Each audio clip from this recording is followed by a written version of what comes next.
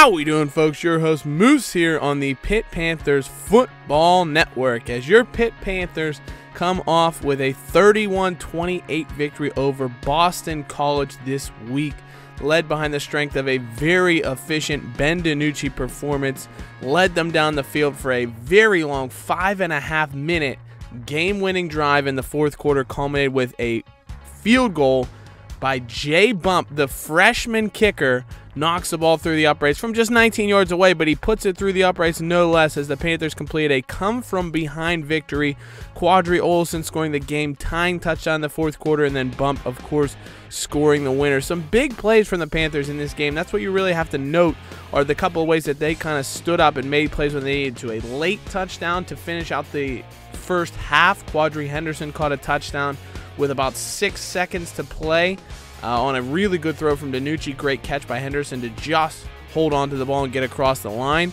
And the big thing, for the Panthers was making the key plays when they needed to. They were able to run the clock down the fourth quarter, limit the chances Boston College had, because, the teams were very evenly matched, to be honest. You can see the yardage was very similar.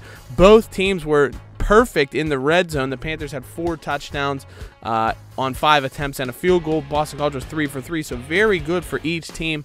And the big thing was just the Panthers made just enough key plays when they had to. They got a 4th down stop on Boston College, and then forced an interception from Damar Hamlin that was just an absolutely huge play that allowed the Panthers to take over the ball, and then they go down and score the game-winning field goal. So just making the big plays in the fourth quarter when they needed to. It was good to see some of the Panthers' top players have big games. Weah had 5 catches. Quadri Henderson had 5 catches. Aaron Matthews, their number 3 receiver, had 4 catches. So big games there. Obviously, Olson had a decent game for the Panthers, good enough to help them get the victory. Did have a touchdown. And then some of the big players. Jordan Whitehead scored a touchdown, led the team in tackles with 9 tackles, 3 tackles for a loss, had a sack as well.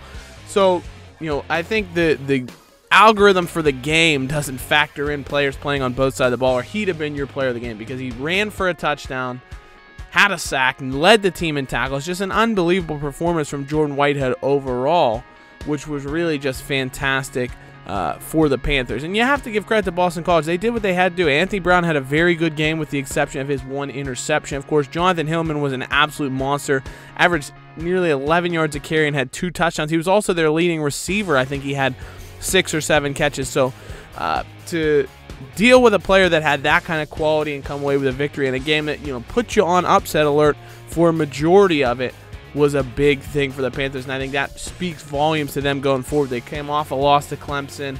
They had to take on a decent Boston College team that really put up a fight, but they still come away with the victory. So something very positive to move on for the Panthers. And even more positive from that, we have some more recruiting news. And when we have recruiting news, that typically means we have some commits coming in. The Panthers do have 3 commits this week following that victory over Boston College. So very, very exciting for the Panthers. And the first one is going to be a punter. They get their new punter. Ryan Winslow is a senior, so the Panthers have found 3-star punter Mike Mayo from Woodmere, New York. 6 foot, 191 pounds. He's an accurate punter.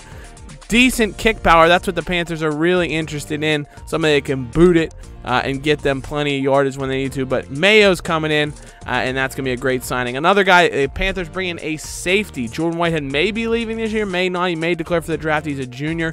But it's always a good idea to bring in some youth at that position, and that's going to be Matt Bryant from Westchester, Pennsylvania, just west of Philadelphia. Good signing. He's okay. Definitely he's going to probably need a red shirt here in season number 1. But he's overall decent, good tackling. He's okay in coverage. So somebody that the Panthers, I think, could build on and use going forward. And then Justin Smith, the big signing here, 4-star defensive end. That's a second 4-star defensive end the Panthers have run. The number 2 ranked defensive end in the country from Bangor, Maine, from interior Maine somehow.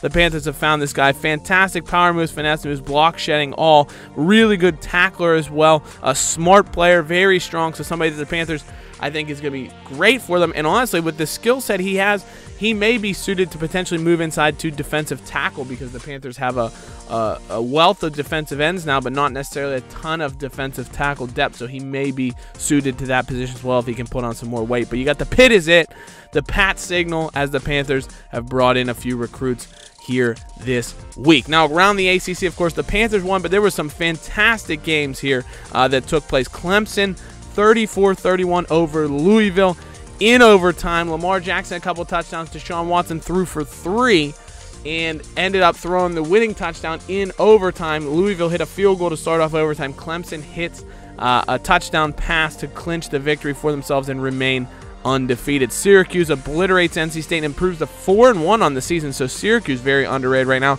Could they be a dark horse challenger to Clemson? We'll have to wait and see. Notre Dame obliterates Virginia 38-10. LSU 31-7. Duke's not pulling the upset this week against the Tigers in Baton Rouge. Virginia Tech against Georgia Tech, double overtime game here. Virginia Tech, with a couple of touchdowns, ends up coming away with a 41-34 victory, and Miami hangs on to a late comeback attempt from Florida State to win 21-19, improve to 5-1, and potentially, give themselves a good road to the ACC Coastal Division crown in a rematch with Clemson, possibly in the ACC championship game. But Pitt will have something to say about that later in the year. Another big game, Mississippi State, beats Texas A&M in overtime 34-31, so upset alert there. TCU escapes Iowa State. Ohio State easy win there. Michigan a win. USC obliterates Utah 45-31, putting up points left and right.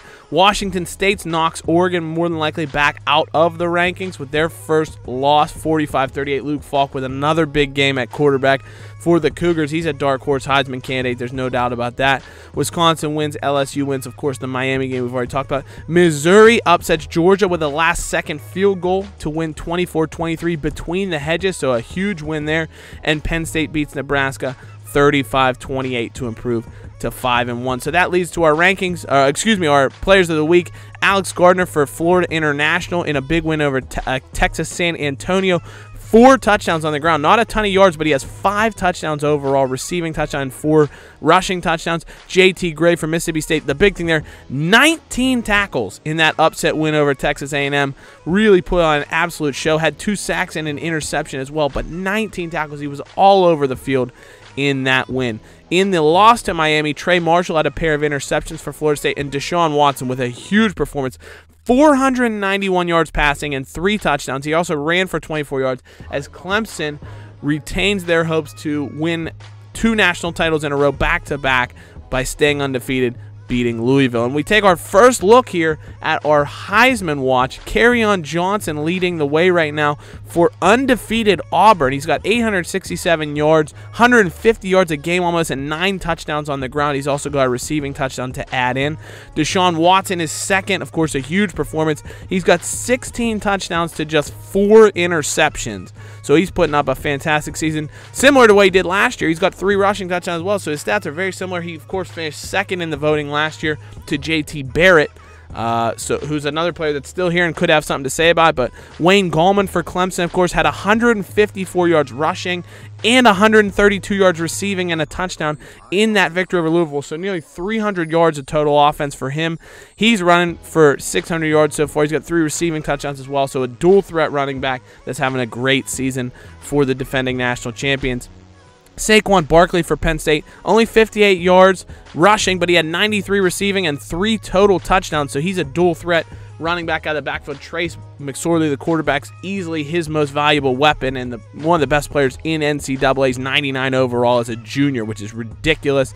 Not a ton of yardage, but he's popping in a lot of touchdowns. He's a threat out of the backfield as a receiver for Penn State as well, so a very good campaign. And Sam Darnold for undefeated USC, 4 touchdowns in the win over Utah. And if we take a look at him, he is throwing touchdown passes for days. 19 touchdowns. He does have 6 interceptions, so a little bit more turnover prone, but he is slinging the ball all over the field. And he's run for a couple as well, which is surprising, not something you'd expect to see him, but he does have a bit of mobility and doing very well there. So let us know who you think is going to win the Heisman from these 5 guys potentially in the comments, or will another dark horse emerge? And we look at the top 25. Top 5 remains the same. Clemson, Bama, Ohio State, LSU, and Texas all unbeaten still. Auburn jumps all the way up to number 10. They're a big mover as they improve to 6-0 with their win over Ole Miss. Pitt, you can see, jumps up to 8, just behind Penn State at number 7. UCLA's 9, which is fantastic for them considering Josh Rosen's out for 3 or 4 more weeks. So for them to maintain top 10 for right now is very impressive. Oklahoma State jumps up to 12. Wisconsin to 13. With their big win over Indiana. Florida State drops 3 spots after their loss to Miami. Washington's to 15. USC 7-0 and still no respect. They're up to number 17. They expect one more big win is probably going to jump them really far up into the polls. Georgia falls all the way back to 18th. Undefeated Texas Tech is up to 21. Arkansas State and New Mexico, your mid-majors that are kind of, or your group of 5 teams that are making a stand here at 22 and 23 respectively, and Oregon and Louisville fall out of the polls. Now your big games this week: number 10 Auburn taking on number 25 Texas A&M at College Station. Herbstreit's got Texas A&M knocking Auburn from the ranks of the unbeaten, and we could see that, to be honest. Auburn, their rush offense has been fantastic, and so they're going to have to lean on that because Texas A&M has the number 5 defense in the country, but the one area where they've maybe been susceptible is the rush, so that's going to be the key to the game. Number 15 Washington taking on undefeated Arizona, who's been fantastic this season. Number 3 offense scoring-wise in the country, number 6 overall, but they're coming up against a Washington defense. If you look at the numbers here, both teams are very, very good. LSU, Syracuse, they're 4-1. Can they improve to 5-1 and knock off LSU? It's another ACC team trying to go in to Death Valley and pull the victory, but we just don't see it happening. Oregon taking on UCLA. Oregon, of course, just lost their unbeaten status last week, but they're going to take on number 9 UCLA, who's missing Josh Rosen, of course, so that could be a possible upset alert situation for them. TCU, Oklahoma State, this is your big game of the week here in the Big 12. Game of the week. TCU going to Oklahoma State. 2 offenses that are vastly different. TCU is all about that rush game. Oklahoma State is all about that pass game, but the defense of TCU, I think, is going to win out and more than likely give them a victory over Oklahoma State here. Oklahoma State's defense has been very porous. And for your Pitt Panthers, they are going to Blacksburg to take on the Virginia Tech Hokies. Of course, they're coming off a victory last year, 28-14 at home over the Hokies, in which James Conner had a fantastic 100-plus rushing yard performance and a touchdown. Gerard Evans had a very solid game for Virginia Tech, ran for a ton of yards.